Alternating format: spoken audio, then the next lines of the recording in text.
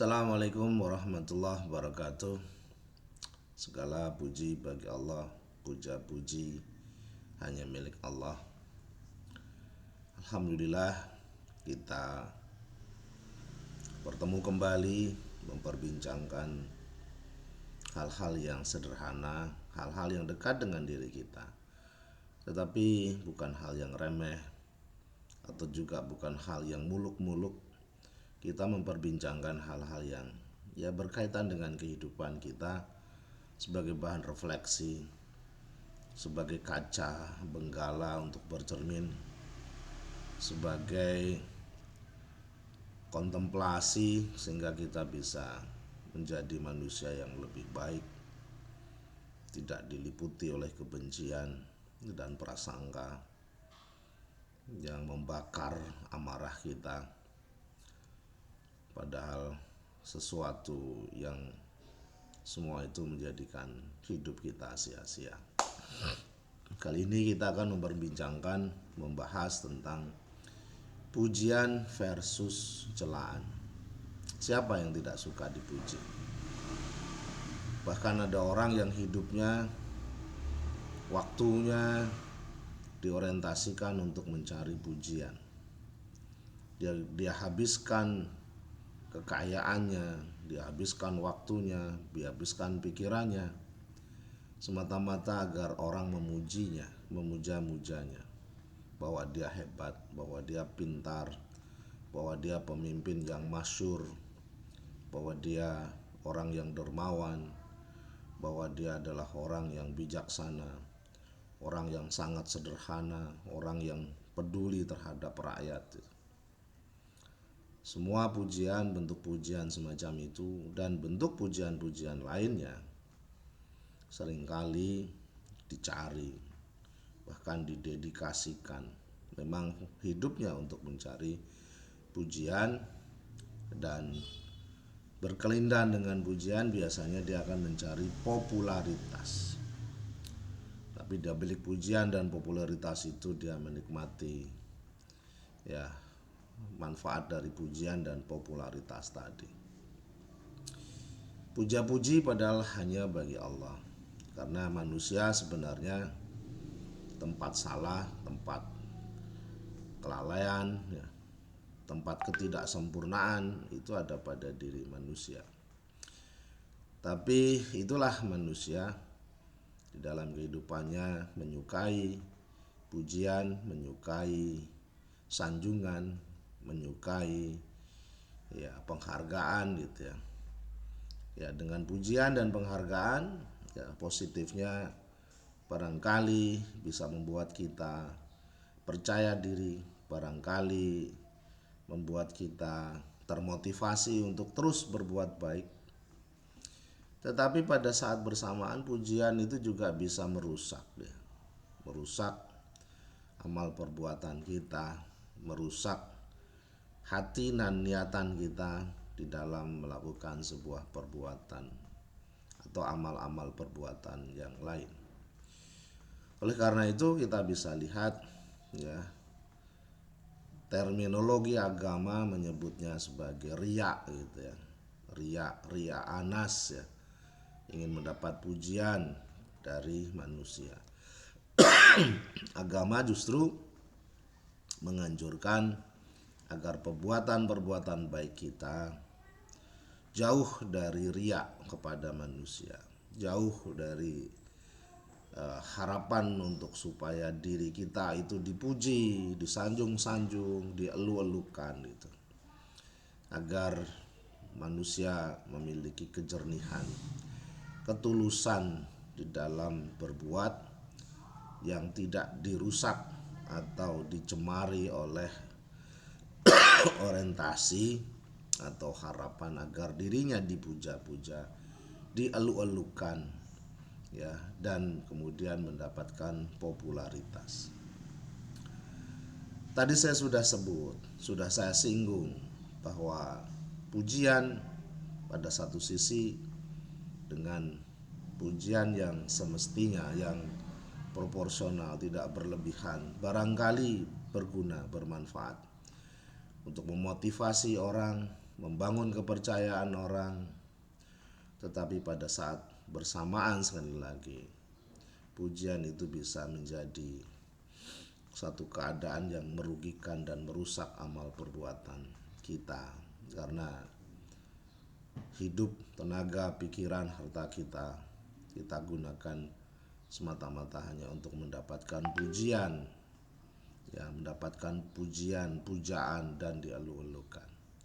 Justru dalam keadaan semacam itu agama mengajarkannya sebaliknya, agar kita tulus ikhlas, suci hati lillahi ta'ala, tidak mencari atau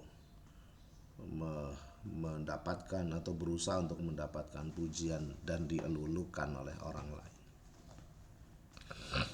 Sebaliknya, celaan adalah sesuatu yang tidak kita sukai.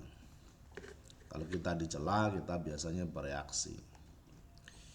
Apakah menahan diri untuk tidak terlalu ekspresif di dalam merespon celaan itu, atau mempertimbangkannya sebagai serius dan kemudian menjadi kegelisahan orang yang dikritik atau yang dicela. Bisa juga celaan itu menimbulkan amarah dan kemarahan karena ia tidak terima dengan celaan tadi. Pada satu sisi punya makna semacam itu, tetapi pada sisi yang lain sebenarnya celaan bisa juga ditangkap sebagai hal yang baik, sebagai refleksi diri, sebagai cerminan diri. Barangkali memang kita itu sepadan dan pantas untuk dicela karena memang kenyataannya semacam itu. Tetapi tidak mudah, ya, menerima celaan dan menerima celaan itu sebagai kenyataan yang memang demikian. Biasanya orang akan bereaksi terhadap celaan, menahan diri terhadap celaan dan mencari waktu untuk membalas celaan itu, sehingga ia dikenal sebagai pendendam atas celaan tadi. Jadi kita sudah mendapatkan sebuah perbandingan gitu, ya. Pujian pada tingkatan tertentu bermanfaat, tapi pujian pada tingkatan tertentu bisa merusak amal perbuatan. Demikian juga celaan pada tingkat tertentu bermanfaat, ya, tapi celaan pada tingkat tertentu dapat menimbulkan kemarahan dan lain sebagainya. Meskipun sebenarnya teman-teman, kawan-kawan, sahabat, terhadap segala sesuatunya itu kita tidak tahu kebaikan dan keburukan di dalamnya. Barangkali apa yang kita sukai itu baik bagi kita. Barangkali apa yang kita sukai itu ternyata tidak baik bagi kita. Barangkali apa yang tidak kita sukai itu baik bagi kita. Barangkali juga apa yang tidak baik bagi kita justru memberi kebaikan kepada kita. Segala sesuatu hikmahnya, apakah itu kebaikan atau keburukan, bukan menjadi genggaman kita untuk menentukan apakah di dalam hal yang baik itu menjadi kebaikan bagi kita atau justru hal yang baik menjadi keburukan bagi kita, atau yang kita senangi sebagai sesuatu yang memberikan kebaikan kepada kita atau sesuatu yang kita tidak senangi memberikan keburukan kepada kita. Belum tentu. Orang kaya dengan kekayaannya bisa menjadi baik, dengan kekayaannya ia bisa menjadi buruk. Orang pintar dengan kekayaannya ia bisa baik, dengan kepintarannya ia bisa menjadi buruk dengan kepintarannya. Di balik sesuatu baik atau buruknya itu sekali lagi bukan menjadi genggaman kita. Nah, dalam aspek ini saya ingin menyampaikan dalam segi retorika komunikasi. Pujian dan celaan di dalam retorika itu mempunyai kedudukan yang penting gitu. Kalau Anda memuji dalam sebuah kelompok, dalam sebuah organisasi, di mana orang-orang itu adalah orang-orang yang Anda menjadi bagian dari mereka, maka memuji mereka, ya, memuji kelompok itu yang Anda berada di dalam bagian mereka, memuja mereka karena Anda bagian dari mereka, pasti Anda akan mendapatkan sorak-sorai, tepuk tangan, kegembiraan gitu ya, terhadap pujian yang Anda lakukan terhadap kelompok atau organisasi di mana Anda berada. Maka ini tidak ada hal yang luar biasa, tidak ada hal yang menarik gitu. Karena memuji diri sendiri, memuji di dalam kelompok sendiri, memuji dalam organisasinya sendiri adalah hal yang lumrah, adalah yang biasa. Lain halnya kalau Anda berada di dalam kelompok atau organisasi, kemudian Anda mencela organisasi atau mencela kelompok Anda, dan Anda menjadi bagian diri Anda sendiri, maka hampir dipastikan Anda tidak akan mendapatkan tepuk tangan dan sorak-sorai terhadap mereka-mereka yang ada di dalam organisasi, karena Anda mencela diri Anda sendiri dan mencela orang lain. Dalam retorika, pujian itu menjadi hal sentral. Dalam retorika dan dalam berbagai situasi komunikasi, Anda bisa memuji karena memang Anda memujinya dengan ketulusan, memang memberikan penghargaan, atau memang pantas orang atau kelompok atau organisasi itu mendapatkan pujian. Tetapi seringkali pujian itu semata-mata hanya untuk menyenangkan orang yang dipuji. Pujian sekali lagi bisa membuat, ya, mendekatkan Anda dengan orang yang dipuji, atau membuat orang yang Anda puji senang kepada Anda karena Anda telah memujinya. Dan implikasinya apabila orang itu kaya, apabila orang itu berkuasa gitu, maka Anda bisa saja mendapatkan sesuatu dari orang yang Anda puji, orang yang Anda sanjung, atas kekayaannya, atas kekuasaannya, ya, atas sumber daya yang dia kuasai, sumber daya yang dia miliki, hanya sebab Anda sering memujinya. Maka pujian yang semacam ini bisa diartikan sebagai penjilatan. Muji sebagai sebuah penjilatan. Karena pujian bukan hanya semata-mata pujian, tetapi pujian adalah alat bagaimana orang senang, membuat orang senang, dan membuat orang itu menyukai Anda. Dan ketika orang itu menyukai Anda, membuat dia senang, apalagi terkait dengan kekuasaan, barangkali Anda akan mendapatkan sesuatu dari kekuasaan atau dari sumber daya yang dia miliki. Lain halnya sedih lagi kalau dalam retorika celaan. Celaan tentu saja sebagai sesuatu hal yang tidak disukai, karena ini merendahkan. Celaan itu karena menunjukkan kelemahan. Celaan itu menunjukkan ketidakmampuan. Maka siapa yang dicela biasanya tidak menyukai. Kalau dicela, dia tidak menerima. Nah, maka kalau orang yang Anda cela itu adalah orang yang mempunyai kekuasaan, mempunyai sumber daya ekonomi, sumber daya militer, sumber daya yang lain, maka bisa saja karena tidak sukanya orang yang Anda cela itu membuat mereka mengambil langkah untuk melakukan tindakan terhadap apa yang Anda lakukan.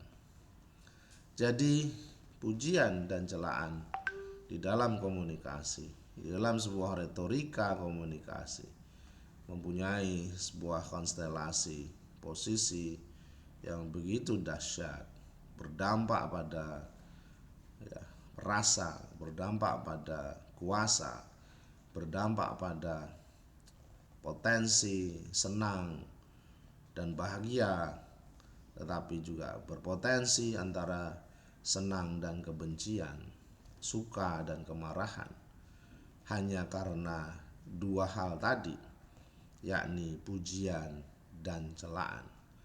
Di dalam retorika kita bisa memuji dengan cara, ya, sedemikian rupa gitu, memuji-muji, menghebat-hebatkan, menggelora dan memujimu, memuja-muja, sehingga dengan pujaan itu tidak hanya berfungsi sebagai sebagai menyenangkan orang yang Anda puji, orang yang Anda puja, tetapi pada saat bersamaan Anda melakukan pembelaan atas pujian itu terhadap orang-orang yang mencelanya.